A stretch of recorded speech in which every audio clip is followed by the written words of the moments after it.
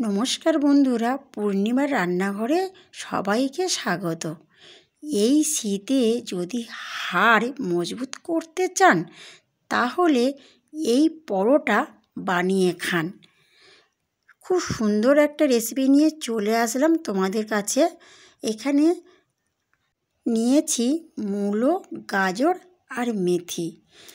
খুব সুন্দর একটা পরোটা বানাবো মূলো দিয়ে, গাজর আর মেথি দিয়ে।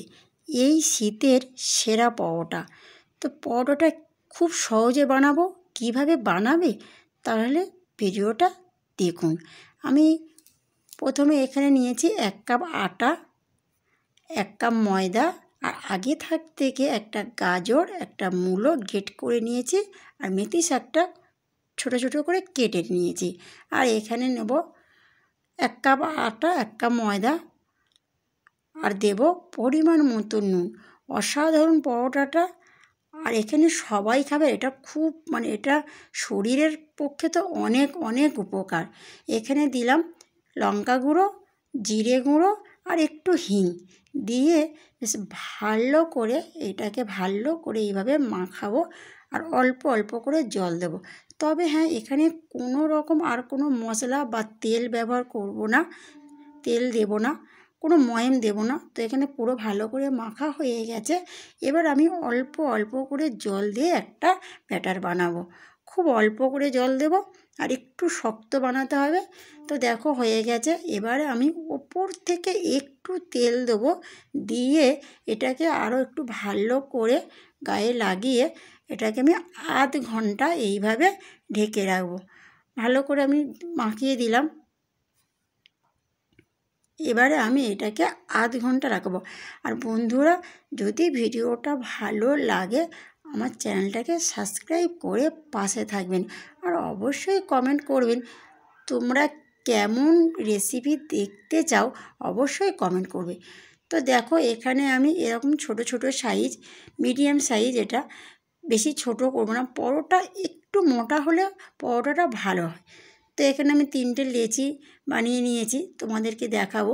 আর এটা একটু দুটো হাতেতে একটু তেল দিও, কেননা হাতে অনেক সময় লেগে যায়। তো এখানে দিলাম আমি অল্প করে আটা দেবো, দিয়ে এইটা সুন্দর করে বেলবো।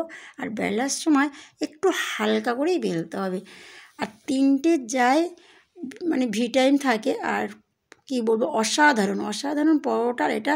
পরোটা শুধুও খাওয়া যাবে, তরকারি দিয়েও খাওয়া যাবে। একবার এইভাবে বানিয়ে খেয়ে দেখো।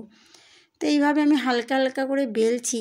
আর এই শীতের সময় কিন্তু এই সবজিগুলো পাওয়া যায়, এগুলো গরমের সময় পাওয়া যায় না। এই যে মূলো আর বিশেষ করে মেথি শাক, গাজর তো 12 মাসই পাওয়া যায়, কিন্তু মূলো আর মেথি শাক পাওয়া যায়। আর তার সাথে তো গাজর। পরোটাটা অসাধারণ। এখানে আমি পরোটা সেঁকবো। প্রথমে আমি রুটির মতো করে, যে কোনো পরোটা করি তো রুটির মতো করে যদি এইভাবে দুদিকটা সেঁকে তারপরে তেল বা ঘি ব্যবহার করো তাহলে পরোটা খুব ভালো হয়। তো এখানে আমি ঘি দেবো না, এখানে আমি তেল দেবো। আর তেলের পরিমাণটা অল্পই দেবো। এখানে আমি সাদা তেল ব্যবহার করেছি, তোমরা পারলে ঘিও দিতে পারো। তো প্রথমে ওই দিকটা দিলাম, তারপরে এই দিকটা দিলাম। আর ধিমে আঁচটা পরোটাটা সবসময় ধিমে আঁচে বানাতে হবে। তো পরোটা তো হয়ে গেল বন্ধুরা। আর যদি তোমাদের ভালো লাগে অবশ্যই লাইক, কমেন্ট, শেয়ার করবে। সুন্দর একটা রেসিপি নিয়ে চলে আসলাম। তো হয়ে গেছে পরোটাটা। এরকম অল্প অল্প আঁচে এরকম করে চেপে চেপে এইভাবে পরোটাটা বানাতে হবে। দেখো অনেকটা হয়ে গেছে, পুরোটাই হয়ে গেল।